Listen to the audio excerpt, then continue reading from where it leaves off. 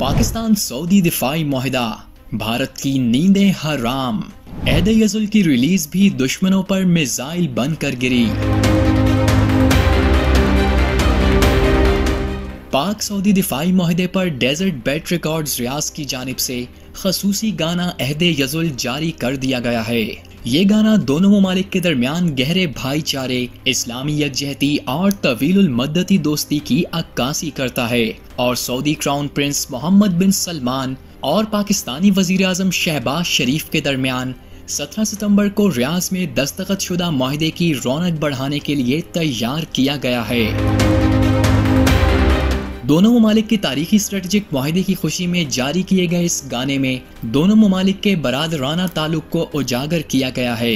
इस गाने ने रिलीज होते ही सोशल मीडिया पर धूम मचा दी है। सारिफीन भी इस दिफाई शराकत दारी को अगले दर्जे की स्ट्रेटेजिक शराकत दारी करार दे रहे हैं।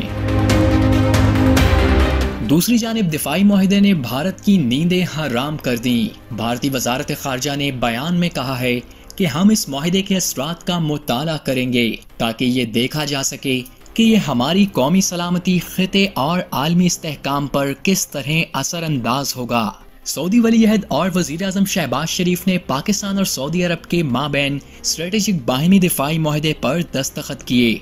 मुआहिदे की शिकों के तहत सऊदी वली अहद और वजीर आज़म शहबाज शरीफ ने पाकिस्तान और सऊदी अरब के माबैन स्ट्रेटेजिक बाहिनी दिफाई मुआहिदे SMDA पर दस्तखत किए हैं।